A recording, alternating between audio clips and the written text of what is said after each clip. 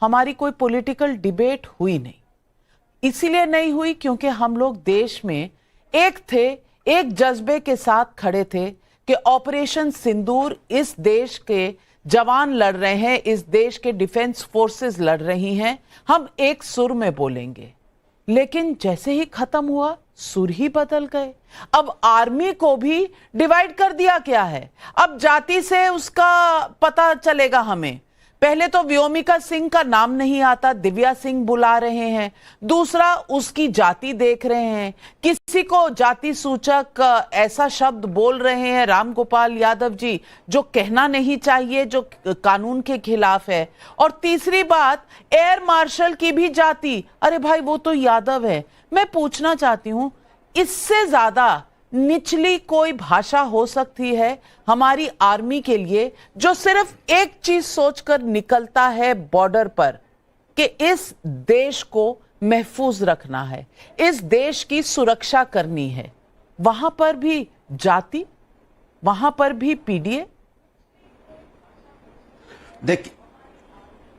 देखिए, राष्ट्र के हित में थे नहीं, हम एक हैं। जब भी पाकिस्तान सर उठाएगा हिंदुस्तान एक होगा, इसलिए थे था मत यूज कीजिए। राष्ट्र के मुद्दे पे विपक्ष हमेशा सरकार के साथ रहता है, और जब भी कोई हमारे साथ हिमाकत करेगा हम एक साथ हमेशा दिखाई देंगे। लेकिन सवाल यह है कि सेना के 100 रुपए पूरे देश को नाच है, गर्व है। लेकिन सवाल तब उठता है जब भारतीय जनता पार्टी के मंत्री हमारी ही एक सैन्य अधिकारी कर्नल सोफिया कुरैशी जी को आतंकवादी की बहन बता देंगे। उसमें माफी मांगने से काम नहीं चलेगा। जो आतंकवादी की पाकिस्तानी जो आतंकवादी उनकी बहन बताएंगे और माफी मांगने से काम चलेगा। ऐसे लोगों को देशद्रोह का मुकदमा होना चाहिए, जेल के अंदर होना चाहिए, अब तक हो जाना चाहिए। जो बहादुर बेटी लगातार देश में जब वार चल रहा था वो हमें ब्रीफिंग दे रही थी, उसको बोल रहे हैं आतंकवादी की बहन है। यही क्षमता नहीं है। दूसरे इनके विजय सिन्हा जी हैं, उप मुख्यमंत्री हैं बिहार के। वहां पे एक सपूत बिहार का शहीद हो जाता है, मैं नाम नहीं बोल रहा हूं, इम्तियाज शहीद हो जाता है। इन्हें पता ही नहीं है, कहते मुझे पता ही नहीं चला वो कब शहीद हो गया, तो मैं इसलिए पहुंच नहीं पाया। सोचो आप। तीसरे इनके राजस्थान में एक बाल मुकुंद चार्य जी हैं, एक एमएलए, जो तिरंगा यात्रा तो निकालते हैं लेकिन तिरंगा से मुंह पूछते हैं। सोचिए आप, ऐसे इनके एमएलए हैं। दूसरे इनके एक और हैं महानुभाव बलिया में, जो अश्लील डांस कर रहे हैं इस समय। तो ऐसे ऐसे भारतीय जनता पार्टी के नेता हैं जो हमारे देश के अंदर में बाहर की ताकतों से तो हम लड़ रहे हैं, बट ये जो हमारे यहां जयचंद बैठे हैं इनसे कैसे लड़ा जाए, जरा बताइए तो आप। ये तीसरा सुनिए, मैं इनसे पूछना चाहता हूं। एक हमारी हिमांशी नरवाल, उनके पति शहीद हुए जब 26 लोगों की मौत हुई, उन्होंने देश की एकता की बात की, देश की एकता की बात की। पूरा ट्रोलर उसके पीछे पड़ गए सोशल मीडिया पे। क्या उसमें से किसी की अरेस्टिंग हुई? क्यों नहीं रोका गया? क्यों नहीं सरकार ने कार्रवाई की? वैसे सरकार के मंत्री के खिलाफ या नेता के खिलाफ अभी कुछ कह देंगे तो तुरंत ट्रोलर पकड़ लिया जाएगा, जेल में चला जाएगा। और बहादुर बेटी के बारे में अनाप शनाप बोला गया, कभी कोई कार्रवाई नहीं हुई। होनी चाहिए थी, नहीं होनी सारी बातें आपकी सर आंखों पर। अनुराग भदौरिया जी, मैं हर एक बात से सहमत हूं। आपने जितने सवाल उठाए मैं सबसे सहमत हूं, 100% सहमत हूं कि जिस तरह की भाषा एमएलए मिनिस्टर्स ने इस्तेमाल की है ये नहीं होनी चाहिए, और मैं इन्हें कंडेम भी करती हूं। लेकिन राम गोपाल यादव जी ने जो कहा, बस उसी सवाल को आप गोल कर गए, बोला नहीं कुछ आपने उस पे। यानी कि आपके पास उसका कोई बचाव नहीं है। प्रहार है बीजेपी पे और वो होने चाहिए, लेकिन राम गोपाल यादव के स्टेटमेंट पर आपने एक भी जवाब नहीं दिया। अब देर हो गई। शहजाद पूनावाला जी, जवाब दीजिए। सवाल अनुराग भदौरिया ने जो उठाए हैं वो भी, और राम गोपाल यादव ने क्या कहा और क्यों कहा वो भी। सबसे पहले देखिए, आजकल हम न्यू नॉर्मल की बात कर रहे हैं, तो एक न्यू नॉर्मल को हम भी स्थापित करते हैं। जो बयान मध्य प्रदेश के मंत्री का आया वो निंदनीय है, खंडनीय है। न केवल हम पार्टी के रूप में उसको खारिज करते हैं, उनके ऊपर पार्टी की दृष्टि से और कानूनी दृष्टि से कार्रवाई भी होनी चाहिए, नो इफ नो बट। पर अब मैं पूछना चाहता हूं, वो कहते हैं ना, जाति न पूछो साधु की, पूछ लीजिए ज्ञान। वैसे कहते हैं जाति न पूछो सैनिक की, केवल पूछ लीजिए उनका कितना है बलवान। पर बलवान न देखते हुए इनकी जाति देखने का काम करने वाले राम गोपाल यादव, जो सीरियल ऑफेंडर है, ये वही व्यक्ति है जिन्होंने कहा पुलवामा पाकिस्तान ने नहीं, वोटों के लिए सुरक्षा बलों ने करवाया। ये वही पार्टी जिसने कहा यूपी एटीएस पर भरोसा नहीं, आईसिस के आतंकियों पर भरोसा है। ये वही पार्टी है जिसने की जिस प्रकार से शुभम द्विवेदी, उनकी भी जान गई थी तो कहा कि मैं इनके घर क्यों जाऊं, मेरा इनके परिवार से कोई संपर्क नहीं है। ये वही पार्टी है जिसने पूरी सेना को सड़क का गुंडा कहा। ये वही पार्टी है जिसने सर्जिकल स्ट्राइक के समान प्रमाण मांगे। ये वही पार्टी है जिसने कि बालाकोट स्ट्राइक के प्रमाण मांगे, आज भी मांगे। और आज की बात करते हैं कि किस प्रकार से जी हो, किस प्रकार से अजय राय जी हो, या सिंदूर ऑपरेशन होने के बाद उदित राज ने बोला सिंदूर नाम क्यों रखा गया, या उसके बाद आप देख लीजिए कि कांग्रेस के हुसैन दलवाई से लेकर बाकी नेताओं ने, और एक तो अभी आम आदमी पार्टी की नेत्री, उन्होंने कहा कि पाकिस्तान जब तक गिड़गिड़ाकर दुनिया के सामने ना माने मैं नहीं मानूंगी। मतलब डीजीएमओ की बात को नहीं मानना है, मानना किसकी बात को, ट्रंप की, जिन्होंने पलट लिया अपनी बात। अब मैं उनसे पूछना चाहता हूं, डीजीएमओ पर भरोसा नहीं, भारत की सेना और सरकार पर भरोसा नहीं, भारत की विदेश मंत्रालय पर भरोसा नहीं, भरोसा किस पर है आपको? पाकिस्तान पर जो 65 का युद्ध हारा तो माना था क्या? 71 का हारा था माना था क्या? 99 का हारा था माना था क्या? उस पाकिस्तान पर भरोसा है जिसके लिए सर्जिकल स्ट्राइक पे कौन ढाल बना था?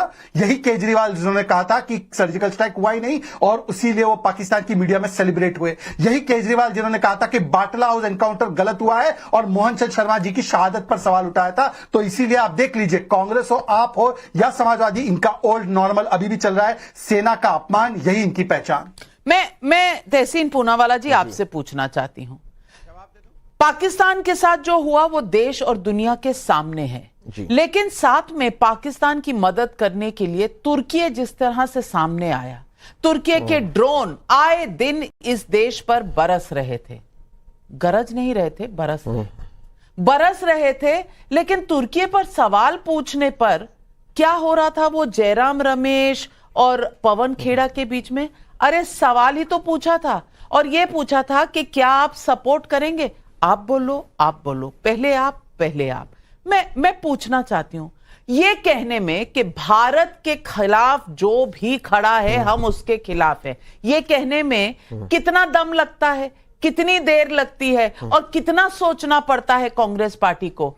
सवाल इसीलिए पूछा जाता है क्योंकि कहीं आपको वोट बैंक नजर आ रहा था इस दौर में भी, जब हम अपनी बहनों और बेटियों के लिए बदला ले रहे थे पाकिस्तान से। ऑपरेशन सिंदूर के बाद जब तुर्की पर सवाल आया तो आप वोट बैंक के बारे में सोच रहे थे। थैंक यू नाविका जी, आपके शो में मुझे शिरकत करने का मौका मिला। शुरुआत में thank you major Gaurav for your services to the nation, is because people like you कि हम सुरक्षित है। नाविका जी, आपने सवाल अच्छा पूछा, और क्योंकि बीजेपी के प्रवक्ता ने कहा कि एक न्यू नॉर्मल हुआ है ऑपरेशन सिंदूर के बाद, मैं भी कहूँगा कि वो परसेप्शनली जो ये दो व्यक्ति कर रहे थे, पवन जो एक बहुत एरुडाइट स्पोक्स पर्सन है और उनके साथ जो दूसरे व्यक्ति थे, वो शायद गलत था, और नाम नहीं पता तो बता दूं, जयराम रमेश, तो वो सही नहीं था और वो परसेप्शनली कांग्रेस को नुकसान पहुंचा। नो इफ नो बट मैं भी कहता हूं, जैसे इन्होंने कहा कि मंत्री पर कार्रवाई होनी चाहिए, हुआ कुछ नहीं, हाईकोर्ट ने कहा कि किस तरह से एफआईआर फाइल किया हमने देखा, तो मैं भी कहता हूं। लेकिन बात क्या है, मेरी सरकार, मेरे प्रधानमंत्री ने डिप्लोमेटिक टाइज तोड़े तुर्की के साथ, आज एक कॉन्ट्रैक्ट कैंसिल किया एयरपोर्ट पे। नाविका जी, मैं बता रहा हूं, जो बॉयकॉट टर्की अभी ट्रेंड हो रहा है, सबसे पहला ट्वीट तहसीन पूनावाला ने किया था, हमने उनको एक्सपोज किया था, और हम सब साथ है, देश के साथ, हम प्रधानमंत्री जी के साथ है। डिप्लोमेटिक टाइज तोड़िए। जब आपको उस कॉन्ट्रैक्ट दिए थे उसको सारे एयरपोर्ट्स के ऊपर, आपको नहीं पता था कि वो कंपनी का मालिक वहां के राष्ट्रपति का दामाद है? ये इंटेलिजेंस को नहीं पता था? आज पता चला जब अभिजीत अय्यर मित्रा ने आपके शो पे वो ब्रेक किया, तब नहीं पता था भारत सरकार को? किसकी गलती है? विपक्ष कुछ भी करे, मैं कहता हूं विपक्ष का नहीं है परसेप्शन ठीक, लेकिन डिसीजन किसको लेना है? आज कौन डिसीजन नहीं ले रहा टर्की को लेके? ये हम सवाल आपसे पूछेंगे, पूछना हमारा अधिकार है। हम आपके साथ 100% एक लीजिए टर्की पे एक्शन, कीजिए कार्रवाई। एक एयरपोर्ट का आपने कॉन्ट्रैक्ट कैंसिल किया, आपने बोला कि वोट बैंक की पॉलिटिक्स। नाविका जी, 10 सेकंड और लेता हूं आपसे। ये टर्की के जितने सीरियल्स आते, आईएनबी मिनिस्टर कौन है? अगर आईएनबी मिनिस्टर रील बनाना बंद करे और थोड़ा सा अपना काम करे, मुझे लगता है देश को ज्यादा सेवा होगी। थोड़ा सा काम नहीं, बहुत काम हुआ है, लेकिन दिखा नहीं होगा। हमने कल ही कह दिया था कि ये रिव्यू हो रहा है। आज मिनिस्ट्री ऑफ सिविल एविएशन ने 9 ऐसे एयरपोर्ट के जो कॉन्ट्रैक्ट हैं वो रद्द करने का आदेश दे दिया है। लेकिन शहजाद पूनावाला, हर बात मोदी करेंगे और ये सिर्फ क्या नुक्स निकालने के लिए बैठे? अब देखिए, अच्छा है तहसीन जैसे विद्वान व्यक्ति आज कांग्रेस का प्रतिनिधित्व कर रहे हैं, तो मैं उनको 2-3 बातें बताना चाहता हूं। सुशांत सरीन जी भी बैठे हैं। टर्की जब से पाकिस्तान एग्जिस्टेंस में आया तब से उनका साथी रहा है। आपको याद होगा कि वर्ल्ड वॉर 1 में भी किस प्रकार से भारत के सैनिकों को उसने मारने का काम किया था, तब भी नेहरू जी ने उनकी प्रशंसा की है। अपने किताब ग्लिम्स ऑफ द वर्ल्ड में छोड़ देते। 1971 में ओपन सपोर्ट पाकिस्तान को डिक्लेयर किया, आपने एम्बेसी बंद की क्या? 1988 में मिलिट्री अलायंस बना, आपने डिक्लेयर किया टर्की को पर्सोना नॉन ग्राटा उनके डिप्लोमेट्स को। अरे चाइना और पाकिस्तान के साथ डायरेक्ट युद्ध हुआ तब भी आपने ट्रेड नहीं बंद किया। पर मैं आज आपको बताता हूं कि हमने क्या किया। टर्की का सबसे बड़ा दुश्मन 2 है, ग्रीस और आर्मीनिया। आर्मीनिया का आज सबसे बड़ा डिफेंस एक्सपोर्ट कौन करने वाला देश है? भारत है। तो इसीलिए तहसीन पूनावाला, ना केवल हमने 9 एयरपोर्ट पे सिलेबी को contract by the way Navika 2008 में 2034 तक मिला है। तहसीन पूनावाला एक अच्छे व्यक्ति है, उनको मिसरिप्रेजेंट नहीं करना चाहिए फैक्ट्स को। 2008 में कॉन्ट्रैक्ट कौन दे रहा था? वही व्यक्ति जिसने टर्की में अपने पार्टी का ऑफिस 2019 के एब्रोगेशन ऑफ आर्टिकल 370 के बाद जब टर्की ने हमारी विरोध की तब जाकर खोला, और आज तक टर्की में अपना ऑफिस नहीं बंद कर पाए। इसीलिए आप कोल्ड टर्की जरूर बने हैं, पर टर्की पर ना पवन खेड़ा, ना जयराम रमेश, ना तहसीन पूनावाला कुछ बोल पाए। और छोड़ दीजिए, आपने तो इंडस वाटर ट्रीटी तक पर कोई कार्रवाई नहीं की। आज जब हमने किया तब उसका विरोध सैफुद्दीन सोज और कांग्रेस ने किया, लेफ्ट पार्टी ने तो विरोध का प्रदर्शन किया। मैं सुशांत सरीन आपसे पूछना चाहती हूं, ये सेलेबी के कॉन्ट्रैक्ट्स आजकल में तो नहीं हुए होंगे, और ये सेलेबी कंपनी काम कर रही है यहां भारत के कई इस तरह के एयरपोर्ट्स में, सेंसिटिव एरियाज में, लेकिन एक भावना होती है। आज आजादपुर जो मंडी है, वहां के ट्रेडर्स कह रहे हैं कि हम नहीं मंगाएंगे सेब जो हम मंगाते हैं टर्की से, क्योंकि एक भावना उमड़ी है। आज जो लोग टूर्स पे जाते थे टर्की, वो नहीं जा रहे हैं, टिकटें कैंसिल कर रहे हैं। 800 जैन लोटस ग्रुप के ट्रैवल वाली कंपनी में 800 लोगों ने अपनी टिकटें कैंसिल कर दी हैं कि ये दौर नहीं है कि हम टर्की जाएं। लेकिन कांग्रेस पार्टी को सवाल पूछना है, भावना कोई नहीं है इनको सिर्फ सवाल पूछना है कि आपने क्या किया। आप इसको कहां तक ठीक समझते हैं ऐसे समय में जब ये सेलेबी कंपनी, हम जानते हैं एर्दोगान जो टर्की के प्रेसिडेंट हैं, उनके दामाद की कंपनी है, उनकी बेटी का उसमें ओनरशिप है, और ये ड्रोन भेज रहे थे पाकिस्तान को, निकलकर जम्मू कश्मीर के खिलाफ और पाकिस्तान के साथ खड़े हुए नजर आ रहे थे। मैं पूछना चाहती हूं, भावनाओं का अब कुछ नहीं है, मॉरल स्टैंड का अब कुछ नहीं है, अब सिर्फ पॉइंट का काउंटर पॉइंट रह गया है पॉलिटिक्स में। लेकिन नाविका, मेरा सवाल यह है कि राजनीति में जो एक अंग्रेजी का एक्सप्रेशन होता है कि यार रीड द रूम, कि भाई जो माहौल है क्या आप उसके अनुरूप चल रहे हैं कि उसके अनुरूप नहीं चल रहे। और ये तो कांग्रेस पार्टी और बाकी जो विपक्षी दल और मैं ये भी मानता हूं कि बहुत सारे विपक्ष के नेता हैं जिन्होंने बहुत एक अच्छा किरदार अदा किया है इस पर्टिकुलर क्राइसिस में। देखिए, हमारी आपस में कुछ भी चपकलिश हो, हमारी कुछ भी राजनीतिक मतभेद हो, लेकिन जब देश के ऊपर विपदा हो तो अगर शशि थरूर या उमर अब्दुल्ला या ओवैसी उस तरीके के लोग भी भारत के लिए खड़े हों तो मैं तो इसकी सराहना ही करूंगा। बाकी हमारे आपस में जो मर्जी हमारी इख्तलाफ हो, वो अपनी जगह है, वो हमारी राजनीति है, वो हमारी अपनी अपनी आइडियोलॉजी है, वो सब कुछ अपनी जगह है, लेकिन देश तो हमारा ही है ना, सभी का है, पहली बात। दूसरी चीज ये, तो फिर ये प्योरली राजनीतिक तौर पर अगर किसी राजनीतिक दल को यही नहीं महसूस हो रहा कि देश के अंदर कितना रोष है एक ऐसे देश के खिलाफ जो खुलेआम बेशर्मी से एक दहशतगर्द मुल्क का समर्थन कर रहा है, तो फिर आपसे तो ये सवाल पूछना लाजमी है ना कि भाई आप फिर किस तरफ खड़े हुए हैं। आप क्या देश की भावनाओं के साथ खड़े हुए हैं, देश के इंटरेस्ट के साथ खड़े हुए हैं, या आपके अपने कोई पर्सनल इंटरेस्ट है किसी तीसरे देश के साथ जिसके साथ आप खड़े हुए हैं, बेशक वो हमारे दुश्मन देशों को की मदद कर रहा हो। तो एक तो ये सवाल है। दूसरी चीज ये है, देखिए मेरे ख्याल, मैं तो ये मानता हूं कि ठीक है, जब भी ये ठेके इनको दिए वो दिए, अब राजनीतिक हालात भी बहुत ज्यादा तब्दील हो चुके हैं। भारत और टर्की के कोई बहुत अच्छे संबंध पहले भी नहीं थे, लेकिन अब तो बहुत ही ज्यादा बिगाड़ की तरफ जा रहे हैं। तो मैं तो ये मानता हूं कि भारत सरकार ने जो चीन के खिलाफ एक डिसीजन लिया था कि भाई जो भी क्रिटिकल इंफ्रास्ट्रक्चर होगा भारत का, कम्युनिकेशंस का हो, डिफेंस का हो, इंफ्रास्ट्रक्चर के प्रोजेक्ट्स हो, वगैरह वगैरह, उन सब में इस तरीके के देश जो भारत के खिलाफ हैं उनकी कोई हिस्सेदारी नहीं हो सकती वहां पर।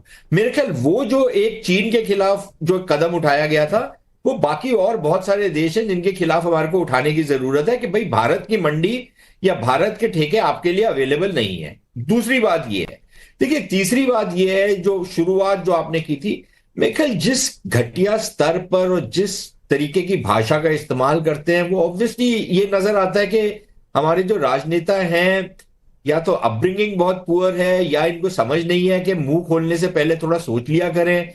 और इसमें किसी की इजारादारी नहीं है, इस तरीके का घटियापन दिखाने में किसी एक पार्टी की इजारादारी नहीं है, ये सारे यही करते हैं। तो मैं तो मतलब कि हम लोग एज ए सिटीजन जब राजनेताओं को देखते हैं इस तरीके का बर्ताव करते हुए, तो ऑब्वियसली बड़ा शर्मिंदा होता है आदमी कि यार ये कैसे लोग हैं, ये हमारे प्रतिनिधित्व बन कर रहे हैं पार्लियामेंट में, असेंबलीज में। तो अच्छी फीलिंग नहीं होती इस तरीके के लोगों को सुनकर के। और फिर खास तौर पर भाई मेरे से ये कोई बताए ना, विक्रम बत्रा की क्या जाति थी? आपने कभी पूछा? आपने कभी पूछा योगेंद्र यादव जिनको परमवीर चक्र मिला उनकी क्या जाति थी?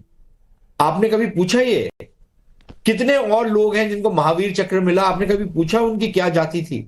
आप आज क्यों पूछ रहे हैं?